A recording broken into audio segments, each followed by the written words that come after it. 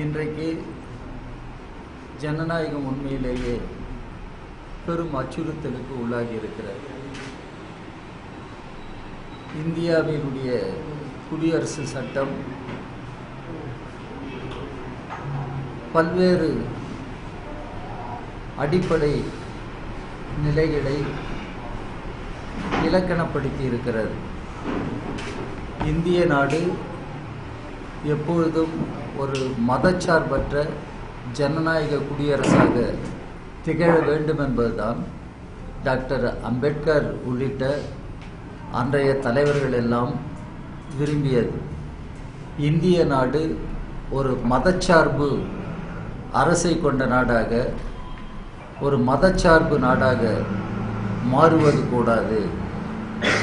ஆங்கிலத்தில் சொல்ல வேண்டுமானால் இந்திய நாடு ஒரு தியோக்ராட்டிக் ஸ்டேட்டாக, தியோக்ராட்டிக் கண்ட்ரியாக மாறுவது கூடாது. இந்திய நாடு ஒரு செக்குலர் டெமோக்ராட்டிக் ரிப்பப்ளிக்காக, மதச்சார்பற்ற ஜனநாயக குடியரசாக திகழ வேண்டும், தொடர்ந்து வரலாற்றில் இருக்க வேண்டும். இதுதான் அரசியல் சட்டத்தை உருவாக்கிய பொழுது எல்லோரும் ஒப்புக்கொண்டது. ஆனால் இன்றைக்கு பாரதிய ஜனதா கட்சி தலைமையில் ஆர்எஸ்எஸ்னுடைய கட்டுப்பாட்டில் இருக்கிற திரு மோடி அரசாங்கம் இந்தியாவின் மதச்சார்பற்ற ஜனநாயக குடியரசு என்கிற அடிப்படையை தகர்த்து வருகிறது. இதை மக்கள் இன்றைக்கு கண்கூடாக பார்த்து வருகிறார்கள். மோடி இன்றைக்கு பேசும்பொழுதெல்லாம் இது மோடியினுடைய உறுதிமொழி என்று கண்டதை சொல்லிக் கொண்டிருக்கிறார். ஆனால் கடந்த காலத்தில் மோடி கொடுத்த எந்த வாக்குறுதியையும் மோடி அவர்களால் நிறைவேற்ற முடியவில்லை, நிறைவேற்ற தவறியிருக்கிறார் என்பதை நாம் அறிய வேண்டும். நான் அதிகமான விவரங்களுக்கு போக விரும்பவில்லை. இன்றைக்கு இந்திய நாடு ஒரு பன்முக நெருக்கடிக்கு உள்ளாகி இருக்கிறது. பொருளாதார நெருக்கடி, அரசியல் நெருக்கடி என்று பன்முக நெருக்கடிக்கு உள்ளாகி இருக்கிறது. ஆனால் மோடி சொல்கிறார், இந்திய நாடு உலக அரங்கின் 3வது பெரிய பொருளாதாரமாக மாறி இருக்கிறது. இதே மோடி தான் சொன்னார் ஆட்சிக்கு வந்தபொழுது ஒவ்வொரு ஆண்டும் 2 கோடி வேலை வாய்ப்புகள் உருவாக்கப்படும் என்று. இப்பொழுது 10 ஆண்டுகள் 20 கோடி வேலை வாய்ப்புகள் உருவாக்கப்பட்டிருக்க வேண்டும். அது குறித்து மோடியை கேட்டால் பதில் சொல்வதில்லை. கருப்பு பணம் கையகப்படுத்தப்படும், ஒவ்வொரு குடிமகனுடைய பெயரிலும் 15 லட்சம் நிதி வைக்கப்படும் என்று பேசினார். இப்பொழுது அது பற்றி பேசினால் வாய் திறப்பது இல்லை. அதே போல தன்னுடைய ஆட்சி எல்லோருக்குமான ஆட்சி என்றார். ஆனால் நடைமுறையில் பெரும் கார்ப்பரேட் நிறுவனங்களுக்கும் பெரும் தொழில் நிறுவனங்களுக்கும் சேவை செய்கிற ஆட்சியாகத்தான் மோடி ஆட்சி மாறியிருக்கிறது. அடானி, அம்பானி போன்ற பெருமுதலாளிகளின் கொள்ளைக்கும் அவர்கள் மக்களை சுரண்டி கொழுத்து வளர்வதற்கும் துணை போகிற அரசாகத்தான் மோடி அரசாங்கம் இருக்கிறது. இந்த சூழலில் தான் பாராளுமன்றமே இன்றைக்கு செயல் இழந்து போயிருக்கிறது. முன்பு எப்பொழுதும் இல்லாத அளவிற்கு 140க்கும் அதிகமான பாராளுமன்ற உறுப்பினர்கள் நீக்கப்பட்டிருக்கிறார்கள். பாராளுமன்றமே இன்றைக்கு நிலைகுலைந்து இருக்கிறது. இந்தியா போன்ற ஒரு பெரிய நாட்டில் பாராளுமன்றம் செயல்படவில்லையானால் அதுவே ஜனநாயகத்தினுடைய அழிவு என்பதை நாம் புரிந்து கொள்ள வேண்டும். அதனால் தான் டாக்டர் அம்பேத்கர் சொன்னார், இந்தியாவில் பாராளுமன்றம்தான் ஜனநாயகத்தின் மிக உயர்ந்த அமைப்பு. இந்த பாராளுமன்றம் எப்பொழுதும் உயிர்ப்போடு செயல்பட வேண்டும். பாராளுமன்றம் எதிர்க்கட்சிகளுக்கு உரிய ஒன்று. அரசாங்கத்தினுடைய கொள்கைகளை கேள்வி கேட்பதற்கும் அரசாங்கத்தினுடைய செயல்பாடுகளை விமர்சிப்பதற்கும் பாராளுமன்றத்தை ஒரு பெரும் மேடையாக எதிர்க்கட்சிகள் பயன்படுத்த வேண்டும். அதற்கானது தான் பாராளுமன்றம் என்று அம்பேத்கர் அவர்கள் குறிப்பிட்டிருக்கிறார். ஆனால் மோடி ஆட்சியில் பாராளுமன்றமே இன்றைக்கு நிலைகுலைந்து போயிருக்கிறார். பாராளுமன்றம் செயல்படாமல் போகிறது என்றால் ஜனநாயகம் சாகிறது என்று பொருள். இதை தான் நாம் பல்வேறு ஃபாசிஸ்ட் நாடுகளில் பார்த்திருக்கிறோம். ஜெர்மனி உட்பட பாராளுமன்றத்தை தாக்கி செயல்படாமல் செய்து பின்னர் ஜனநாயகத்தையே அழித்து ஒழித்து எதேச்சாதிகார ஃபாசிஸ்ட் ஆட்சி எப்படி நிறுவப்பட்டது என்பதை பல நாடுகளில் பார்த்திருக்கிறோம். இன்றைக்கு இந்தியாவிலும் அப்படிப்பட்ட ஒரு நிலைமை தோன்றி வருகிறது.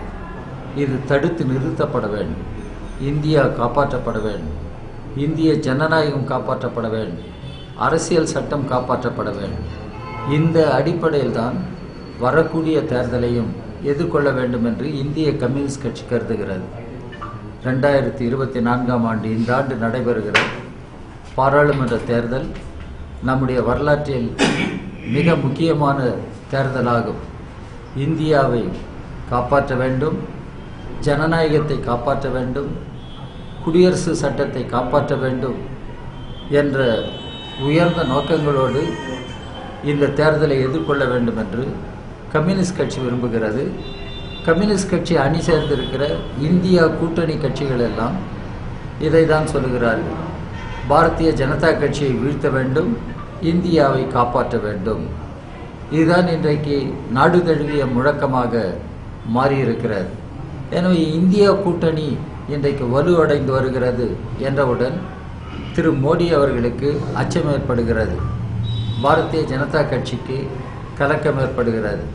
அவர்கள் கையில் இருக்கிற மத்திய நிறுவனங்கள், அது இடியாக இருக்கட்டும், சிபிஐயாக இருக்கட்டும், எல்லாவற்றையும் எதிரணியில் இருக்கிற தலைவர்களை அச்சுறுத்துவதற்காகவும் அவர்களை செயலிழக்க செய்ய வேண்டும் என்பதற்காகவும் பயன்படுத்துகிறார்கள். அவற்றையும் மீறி மக்கள் இன்றைக்கு அவர்களுடைய அனுபவங்கள் மூலமாகவே மோடி ஆட்சி ஒரு நாசகரமான ஆட்சி என்ற முடிவுக்கு வந்திருக்கிறார்கள். இந்த நாசகரமான ஆட்சிக்கு முற்றுப்புள்ளி வைக்க வேண்டும் என்பதற்காக இந்த தேர்தலில் அவர்கள் வாக்களிக்க இருக்கிறார்கள். எனவே இந்திய கம்யூனிஸ்ட் கட்சி பாரதிய ஜனதா கட்சியை வீழ்த்த வேண்டும், இந்தியாவை காப்பாற்ற வேண்டும் என்பதற்காக மக்கள் வாக்களிக்க வேண்டும், இந்தியா கூட்டணியில் இருக்கிற கட்சிகளை ஆதரிக்க வேண்டும் என்று இந்திய கம்யூனிஸ்ட் கட்சி வேண்டிக் கொள்ளுகிறது. நம்முடைய தமிழ்நாட்டிலேயே இன்றைக்கு திராவிட முன்னேற்ற கழகத்தினுடைய தலைமையில் ஒரு மதச்சார்பற்ற முற்போக்கு அணி அமைக்கப்பட்டு செயல்பட்டு வருகிறது. இந்த அணிக்கும் இன்றைய ஆட்சிக்கும் மக்கள் ஆதரவு பெரும்பான்மையாக இருக்கிறது. எனவே இந்த தேர்தலில் தமிழ்நாட்டில் மதச்சார்பற்ற ஜனநாயக கட்சிகள் வெற்றி பெறுவார்கள் என்பது உறுதியாகி இருக்கிறது. எனவே தான் இன்றைக்கு மற்ற மாநிலங்களும் தமிழ்நாட்டை உற்று பார்க்கிறார்கள். தமிழ்நாட்டு எப்படி இது சாத்தியமாகி இருக்கிறது என்று இதையும் நாம் கணக்கில் கொள்ள வேண்டும். எனவே வரக்கூடிய தேர்தல் ஒரு முக்கியமான தேர்தல். இந்த தேர்தலில் மதவெறி ஃபாசிஸ்ட் சக்திகளை, வலதுசாரி சக்திகளை, பாரதிய ஜனதா கட்சி ஆர்எஸ்எஸ் கும்பலை முறியடித்து நாட்டை காப்பாற்றுவதற்காக மதச்சார்பற்ற ஜனநாயக கட்சிகள் சக்திகளுக்கு மக்கள் ஆதரவளிக்க வேண்டும் என்று இந்த குடியரசு நாளில் நம்முடைய மக்களை நான் அன்போடு வேண்டிக் கொள்கிறேன்.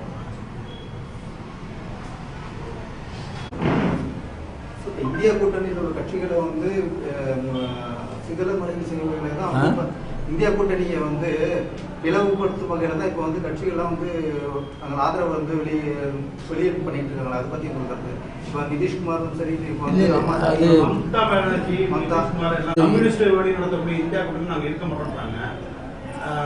அது அவங்க அதனுடைய இந்தியா வலுவடை அரசியல் நிலைமை எல்லா மாநிலங்களிலும் ஒரே மாதிரியாக இல்லை.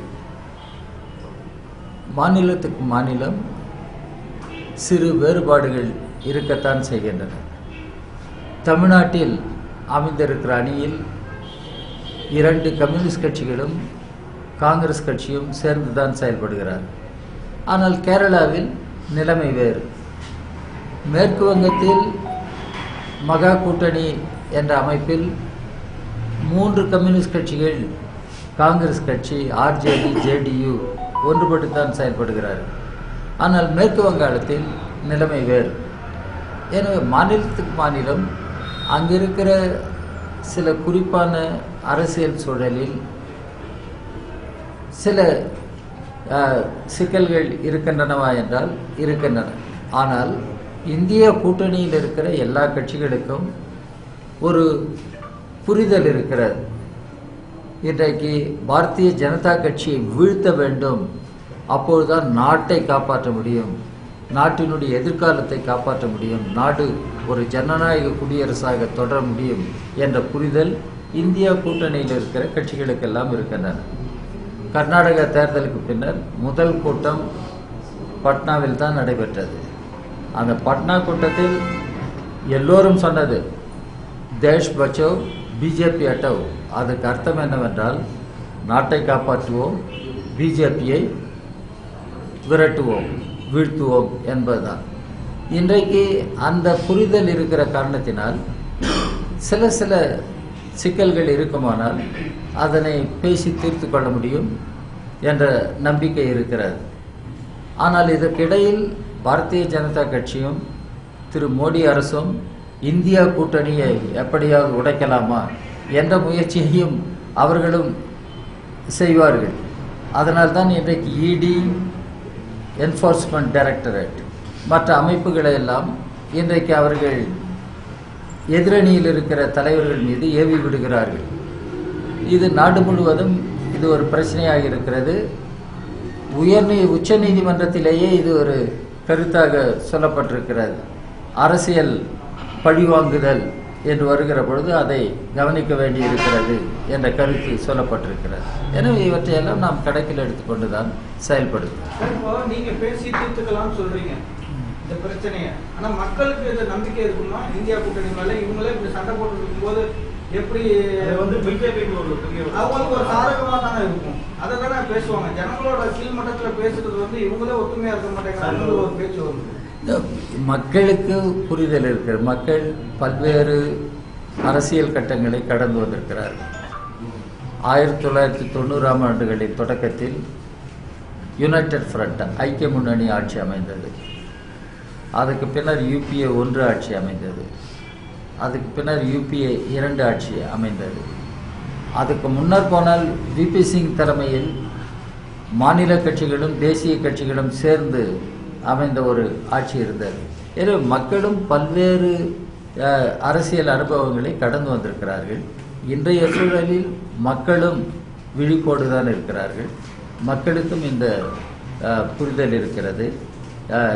ஏன் இப்படிப்பட்ட சூழல்கள் சில இடங்களில் ஏற்படுகின்றன என்பதை மக்கள் புரிந்து கொள்கிறார்கள். அவர்களுக்கு விளக்குவதற்கும் இந்தியா கூட்டணியில் இருக்கிற கட்சிகள் இன்றைக்கு செய்து கொண்டிருக்கிறார்கள். வரக்கூடிய நாடாளுமன்ற தேர்தலில் ஏதாவது செயல் திட்டங்கள் வச்சுருக்கீங்க? எந்த மாதிரி மக்கள்கிட்ட போய் ஓட்டு கேட்க கூட்டணிக்கு வர உங்களுடைய செயல் திட்டங்கள் பற்றி ஏதாவது வர எடுத்துருக்கீங்க? ஏற்கனவே இந்தியா கூட்டணி அதனுடைய 2வது கூட்டம் பெங்களூரில் நடைபெற்றது. அந்த பெங்களூரிலேயே ஒரு பொதுவான பிரகடனம் ஏற்கப்பட்டிருக்கிறது. இன்றைக்கு ஒரு ஆட்சிக்கான குறைந்தபட்ச வேலை திட்டம், அது குறித்து எல்லாருக்கும் ஒரு பாசிட்டிவான கருத்து இருக்கிறது. ஆனால் ஒரு அரசு தேர்தல் முடிந்து தேர்தலில் வெற்றி பெற்று ஆட்சி அமைக்கிற பொழுது அந்த சூழலில் அந்த ஆட்சிக்கான குறைந்தபட்ச கொள்கை வேலை திட்டம் என்ன, காமன் மினிமம் ப்ரோக்ராம் என்ன, அதனுடைய செயல்பாட்டை கண்காணிப்பதற்காக ஒரு ஒருங்கிணைப்பு குழு எப்படி இருக்க வேண்டும். அதே இடத்தில் நான் என்ன என்றையும் சொல்லிவிடுகிறேன், யார் பிரதமராக வேண்டும் என்பதையெல்லாம் இப்பொழுது விவாதித்து கொண்டிருக்க வேண்டாம். அந்த கட்டத்தில் கூட்டாக பேசி அந்த பிரச்சனையை அந்த முடிவினை மேற்கொள்ள முடியும். அந்த அளவிற்கு ஒரு அரசியல் முதிர்ச்சியும் பக்குவமும் இந்த கூட்டணியில் இருக்கிற கட்சிகளுக்கு இருக்கின்றன. அப்படிதான் இந்த பிரச்சனையை அணுகுகிறோம்.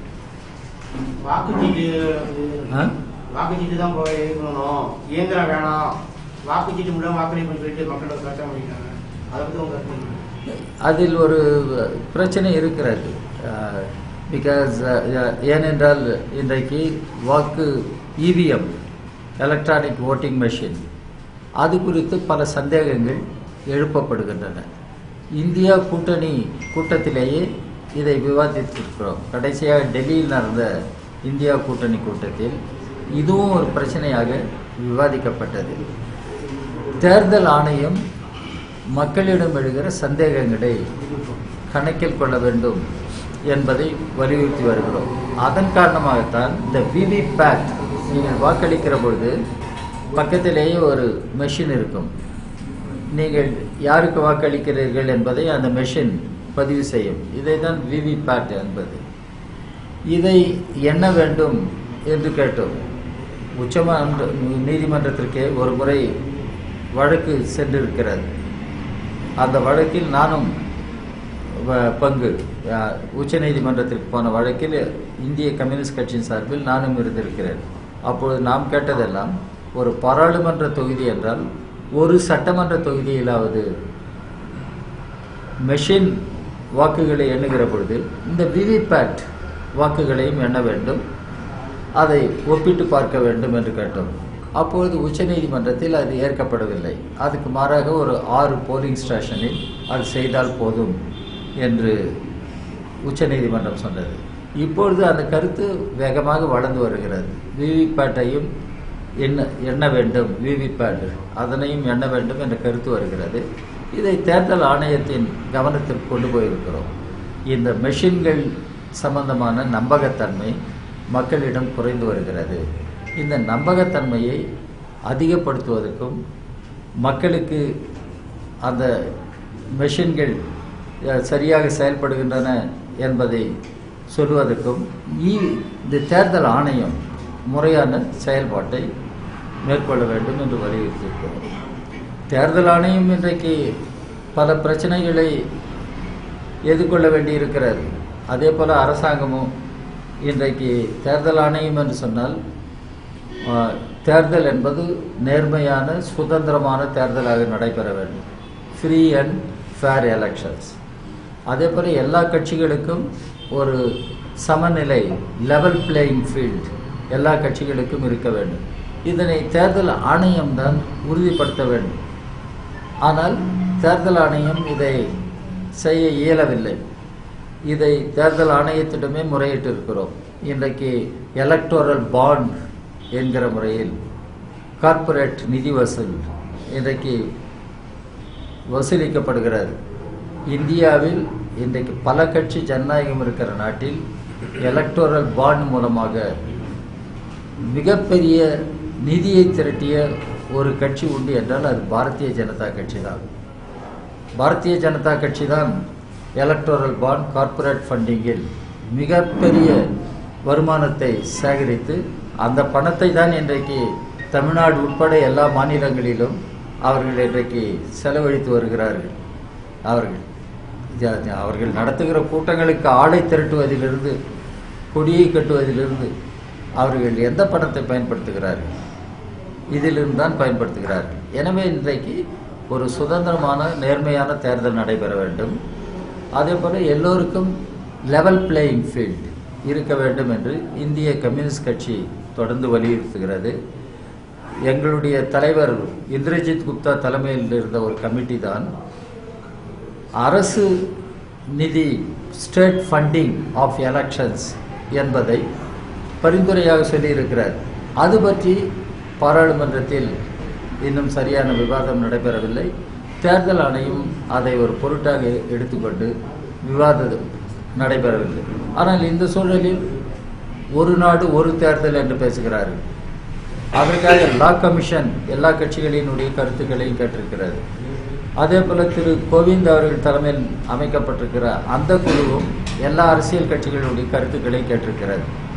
எங்களுடைய கட்சியின் சார்பில் நாங்கள் தெளிவாக சொல்லியிருக்கிறோம், ஒரு நாடு ஒரு தேர்தல் என்பது சாத்தியமற்ற ஒன்று. இது இந்தியா போன்ற நாட்டில் இது நடைபெறாது. இந்தியாவில் மக்களால் தேர்ந்தெடுக்கப்பட்ட சட்டமன்றங்கள் இருக்கின்றன, பாராளுமன்றம் இருக்கிறது.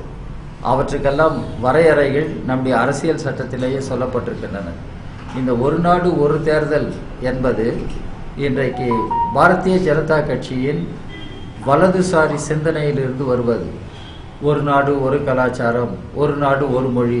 அந்த ஒரு மொழி என்றால் சமஸ்கிருதம் அல்லது இந்தி, அல்லது ஒரு நாடு ஒரு மதம் என்று எல்லாம், ஒரு நாடு ஒரு வரி, ஒரு நாடு ஒரு ரேஷன், இப்பொழுது ஒரு நாடு ஒரு தேர்தல் என்று பேசிக்கொண்டிருக்கிறார். மக்களுடைய அடிப்படை பிரச்சனைகள், வாழ்வாதார பிரச்சனைகளை விவாதித்து அதற்கு தீர்வு காண்பதற்கு பதிலாக ஒரு நாடு ஒரு தேர்தல் என்று பேசுவதே திசை திருப்புவதாகும். இன்றைய தேர்தல் அமைப்பில் இருக்கிற தவறுகள் அல்லது இருக்கிற சிக்கல்களை தீர்ப்பதற்கு பதிலாக இந்த ஒரு நாடு ஒரு தேர்தல் என்பதை இன்றைக்கு மோடி அரசாங்கம் பேசிக்கொண்டிருக்கிறது. அதனை ஏற்க இயலாது. நாங்கள் அதனை ஒப்புக்கொள்ளவில்லை என்று இந்திய கம்யூனிஸ்ட் கட்சி சார்பில் நான் சொல்லியிருக்கேன். சார், தொகுதி பங்கீட்டுக்கு குழு அமைக்கப்பட்டுள்ளதா? தமிழகத்தில் எத்தனை இடங்கள் சீட்டு இருக்கிறது? மாநில செயலாளர் பேசிட்டு உங்கள்கிட்ட சொல்லுவோம். இந்த திமுக எம்எல்ஏ வீட்டில் பணிப்பெண் சித்திரவதை, அதை குறித்து அதுக்கு என்ன அறிக்கை? இந்த மாதிரி தவறை அனுமதிக்க முடியாது. ஏற்கனவே அறிக்கை வெளியிட்டிருக்கிறோம், கைது பண்ணியிருக்கிறாங்க. யார் செய்தாலும் தவறு. இந்த தொடர்ச்சி ஆளுநர் சர்ச்சைக்குரிய விஷயமா பேசியிருக்காங்க. காந்தியை பற்றி பேசினாரு, தொடர்ச்சியா பேசுறாரு. முதலமைச்சர் கூட போட்டி அரசியல் நடத்துறான்னு, அதை பத்தி எப்படி என்ன பாக்குறீங்க? ஆளுநர் பொறுப்பு என்பதை குறித்து எங்கள் கட்சிக்கு ஒரு தெளிவான நிலை இருக்கிறது, அணுகுமுறை இருக்கிறது. ஆளுநர் பதவி ஏன், அந்த ஆளுநர் பதவியை ஒழிக்க வேண்டும் என்று எங்களுடைய கட்சி கேட்டிருக்கிறது. ஏனென்றால் இந்தியா ஒரு ஜனநாயக நாடு. ஜனநாயக நாடு என்று சொல்லுகிற பொழுது அரசியல் சட்டமே தெளிவுபடுத்துகிறது. இந்தியா என்பது யூனியன் ஆஃப் ஸ்டேட்ஸ், இது மாநிலங்களின் ஒரு கூட்டமைப்பு. இதில் டெல்லியில் ஆட்சி பொறுப்புக்கு வருபவர்கள், டெல்லி என்றால் பாராளுமன்றத்தில் ஆட்சி பொறுப்புக்கு வருபவர்கள் மாநிலங்களினுடைய அதிகாரங்களை கைப்பற்றிக் கொள்வது கூடாது, மாநிலங்களினுடைய உரிமைகளை பறித்துவிடக்கூடாது. இன்றைக்கு அதுதான் நடந்து கொண்டிருக்கிறது. மோடி ஆட்சியில் மாநிலங்களின் உரிமைகள் பறிக்கப்படுகின்றன, மாநிலங்களினுடைய உரிமைகள் இன்றைக்கு நசுக்கப்படுகின்றன. அதற்கு கருவிகளாக இன்றைக்கு ஆளுநர்கள் பயன்படுத்தப்படுகிறார்கள். அதுவும் பாரதிய ஜனதா கட்சி இல்லாத மாநிலங்களில் இன்றைக்கு ஆளுநர்கள் பாரதிய ஜனதா கட்சி ஆர்எஸ்எஸ்னுடைய கையாட்களாக இன்றைக்கு செயல்படுகிறார்கள். கேரளாவில் இதை பார்க்கிறோம், இன்றைக்கு தமிழ்நாட்டில் இதை பார்க்கிறோம். உச்சநீதிமன்றமே இது பற்றி கருத்து சொல்லியிருக்கிறது, ஆளுநர்கள் எப்படி செயல்பட வேண்டும் என்று. எனவே ஆளுநர்கள் முறையற்று செயல்படுகிறார்கள். அதுவும் தமிழ்நாட்டினுடைய ஆளுநர், அவர் பேசுவதெல்லாம் அதனை அபத்தம் என்பதா அல்லது அருவருக்கத்தக்க கருத்துக்கள் என்பதா என்று எனக்கு தெரியவில்லை. ஏன்னா அவர் தான் சொன்னார், மார்க்சிசம் இன்றைக்கு சரியானது அல்ல.